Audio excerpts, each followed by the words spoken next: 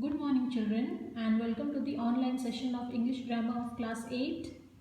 In the last class we did a revision of the first chapter and it was just the sentences and parts of sentence, subject and predicate. I gave you some questions and I hope you did it. Today we will discuss the answers and then we will move to the next part of the revision. Okay, that is object, direct and indirect object and the complement. First we will discuss the answers of this part. Alright, so that here this was the question that I gave you in the last class. Now let us discuss the answers of it. All these I already told you how to answer it. Question 1, 2, 3 and 4. Let's move to question 5. Identify the subject and the predicate. So first sentence, a thing of beauty is a joy forever. Here the subject is a thing of beauty. This is the subject. Is a joy forever is the predicate. Alright. In the second sentence, there are a number of English books in the library. There. Only this part. There is the subject. Are a number of English books in the library is the predicate. Third, a piece of land surrounded by water is called an island. This part, a piece of land surrounded by water, this sentence will be the subject. Alright, till water. And then from is called an island, this part is the predicate. Next one, an airplane is a flying machine. An airplane is the subject, is a flying machine is the predicate. Next, my 80-year-old grandmother can still read without glasses. My 80-year-old grandmother. Till here it will be the subject. Afterwards the rest of the words are the predicate. Can still read without glasses will be the predicate. Next one. To go back on his words was not in King Harishchandra's nature. Now, here the subject comes after the predicate. It is not always that you find the subject coming, the subject, it doesn't happen that the subject will always come in the first part of the sentence. Sometimes, in some of the sentences, you will find the subject coming after the predicate. So this is one example of it. Okay. Here you will find the subject coming after the predicate. See. To go back on his words was not in King Harishchandra's nature. This is the subject. Was not in Harishchandra's nature is the subject. To go back on his words is the predicate. This is a bit challenging but it is not very difficult to identify. This sentence can also be written as it was not in King Harishchandra's nature to go back on his words. Like this it can be written. It was not in King Harishchandra's nature to go back on his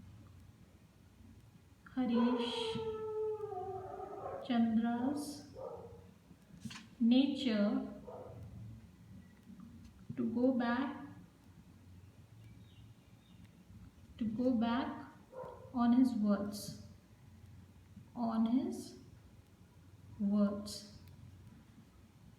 It can be written, this is how it should be written, but here it is written the other way around. To go back on his words was not in King Harishchandra's nature. This has been done only to bring some effect, only to emphasize some part of the sentence. That is to go back on his words. It was not in King Harishchandra's nature.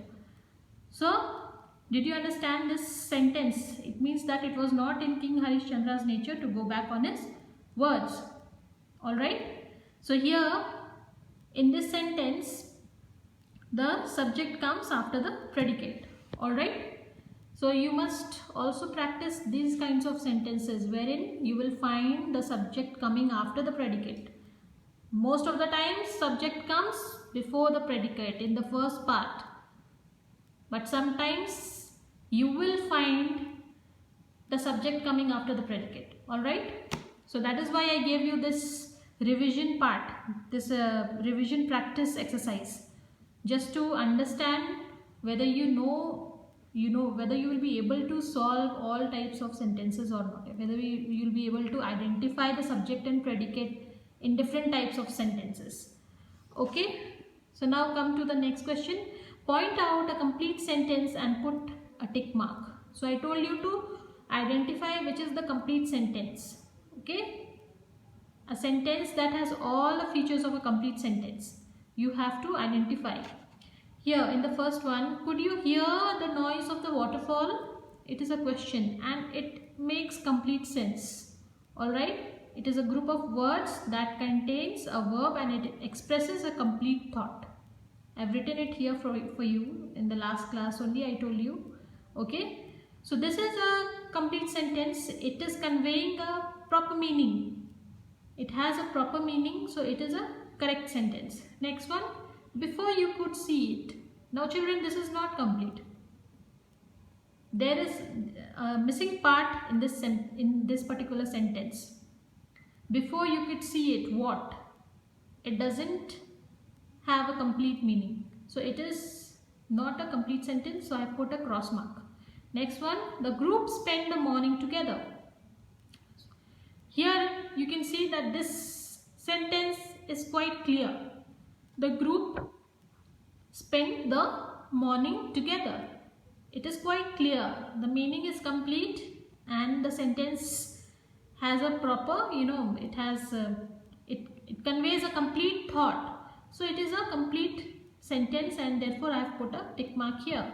Next one, because rash driving can be dangerous. Now here again something is missing. What happened, or some part of the sentence is missing here. Because rash driving can be dangerous. Something is missing before this sentence. So this is not a complete sentence. What happened due to which rash driving, what happens, there is something here that is missing, that you can see it's not complete. Because rash driving can be dangerous. So some part is missing in this sentence and therefore it is not a complete sentence. It is, so therefore I have put a cross mark here. Next one, we could not locate the place unless the guide helped us. This sentence seems to be complete. It is complete.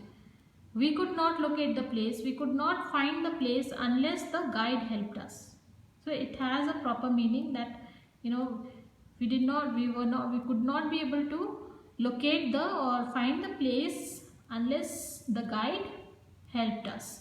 So this is a complete sentence and therefore I have put a tick mark here.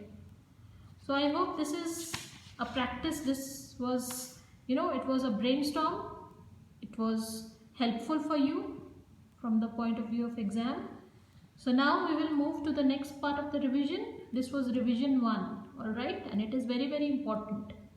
So please, I will put these questions along with the answers in the dashboard for you to, you can access it anytime from the dashboard. Alright, so now let us move to the next part of the revision, that is object, direct and indirect object and the complement.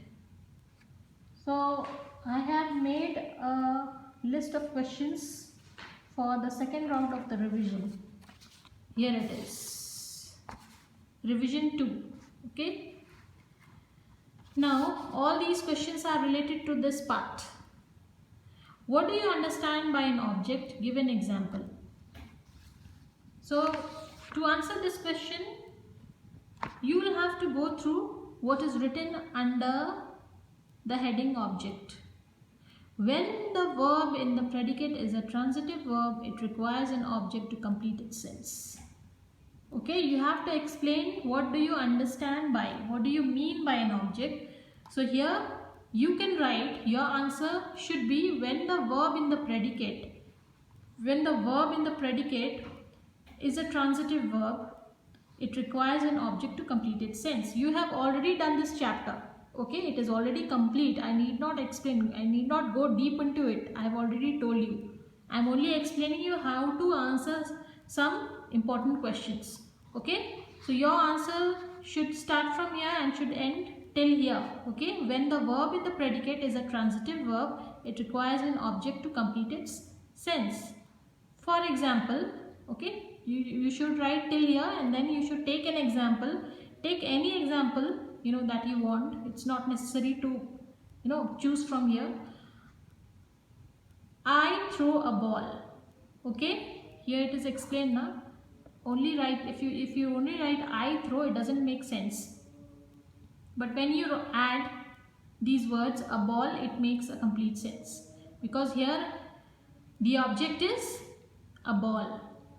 Okay, so I'm not going very in detail, because this chapter is already done. Alright, so you will first write the answer. When the verb in the predicate is a transitive verb, it requires an object to complete its sense.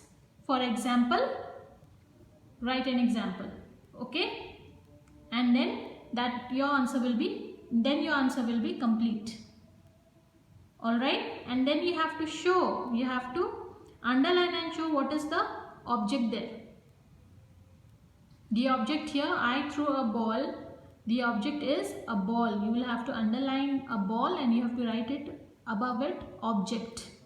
Alright, only then this answer will be complete. Next one, differentiate between a direct and an indirect object with the help of an example. Now here you don't have to define anything. You don't have to explain anything. You just have to take an example and show the differentiation. How you will do it? I'll tell you. Take for an example this sentence. The teacher gave sweets to the children. So here you can see the differentiation between direct and indirect object. In this sentence, it is clearly indicated sweets is the direct object and the children is the indirect object. Gave is the verb. So this is how you should write the sentence, and you have to show which is the direct object, which is the indirect object, and which is the verb. So in this way you can show the differentiation, and this differentiation will be complete. It is not difficult. All these things are very important for you to know. That is why I am giving you these questions. Differentiate between a direct and an indirect object with the help of an example. The answer would be, take a sentence, and in this way you should differentiate which is the verb, which is the direct object, and which is the indirect object. Alright. Now next one. What do you understand by a compliment? Give an example.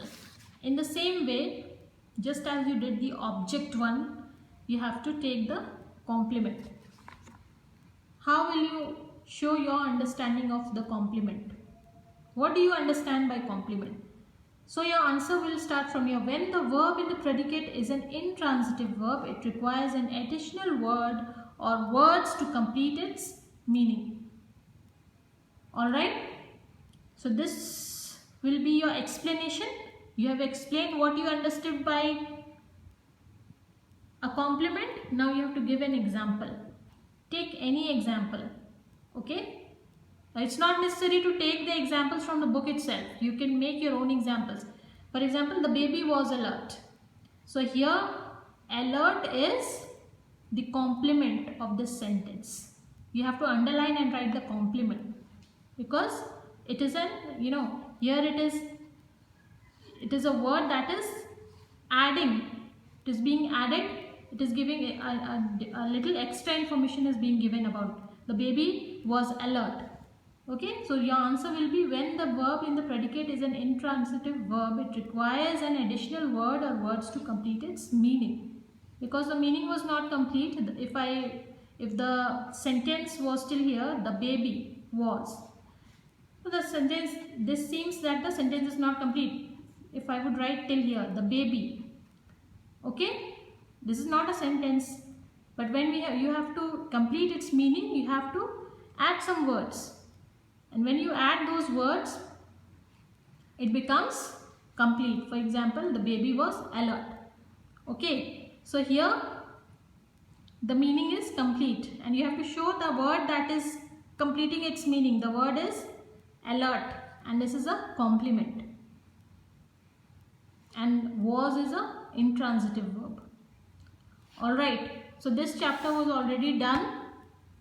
I'm just revising it for your practice. Alright, so this is how you have to write the question and answers. That is the main purpose of doing this revision. Okay, now let us come to the exercise. I have made some exercises for you for your practice. Find the verb, direct object and indirect object in the following sentences. Now here you have to find, in these sentences you have to point out the verb, direct object and indirect object. See, first one I have done for you, rest you have to do it on your own, and then we will discuss it in the next class. I gave my mother a book for her birthday. So here, look carefully. Gave is the verb. What is the action being performed? Gave.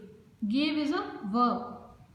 What type of verb? It is a transitive verb. When it is a transitive verb, it requires an object. Okay? And what is the direct object here? Book. I gave what? A book. So this is a direct object. And to whom? Mother. I gave a book to my mother. So mother will be the indirect object. See children, these both are objects. Book is a direct object and mother is an indirect object. Alright? Okay, so whenever there is a transitive verb, there will always be a direct object. But it is not necessary that there will be an indirect object. You know, it is not necessary, but direct object will always be there with a transitive verb. Okay? So this you have to keep in mind, and you have to do the rest of the sentences completed. I will read out the sentences for you. The doctor sent me a bill for his services. Next one, our father bought the family a brand new car. Next one, John read his tiny nephew an exciting story.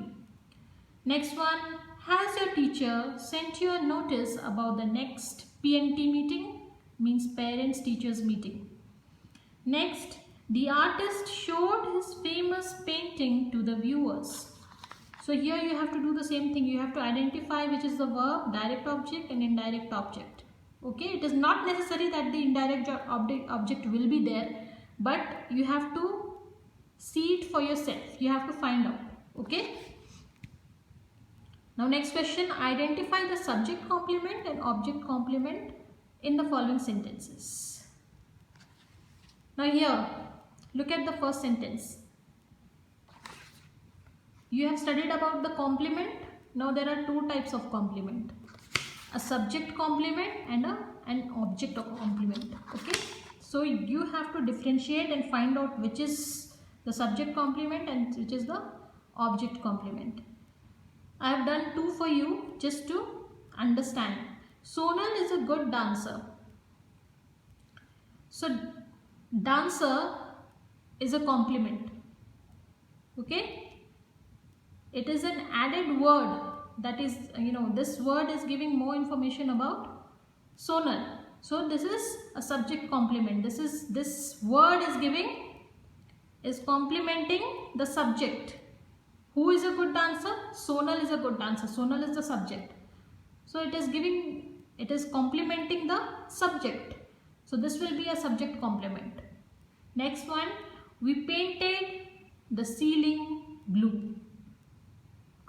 Here blue is a complement, but it is an object complement, not a subject complement.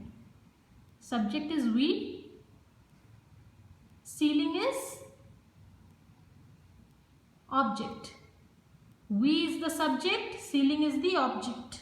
Okay, and this is the complement. Okay, what type of complement? Object complement. What is blue? Ceiling is blue. So it is complementing the object, because ceiling is the object.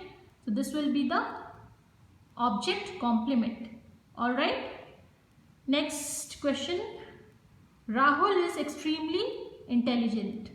Next, I find him intelligent. A little bit same, but you have to find out which is the subject complement, which is the object complement. Next one.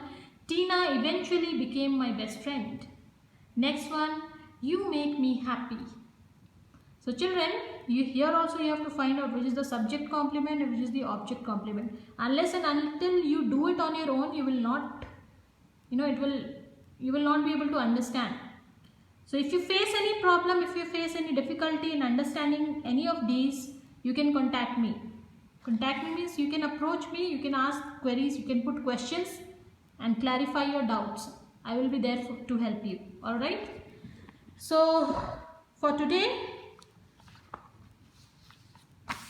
this is I think enough for today, and tomorrow in the next session I will complete this part of the revision. Types of sentences: declarative, affirmative, negative, interrogative, imperative and exclamatory. This revision part 3 will be done in the next session. Alright, so till then you have to do it in your rough copy. It's not necessary, I told you, not necessary to do it in your fair copy or your classwork copy. Okay, it is just for your practice from the point of view of your exams. Okay, you should know these questions.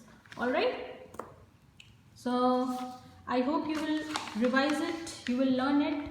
Okay, if you face any problem, I'm there to help you. Alright, so keep learning and stay safe. Thank you.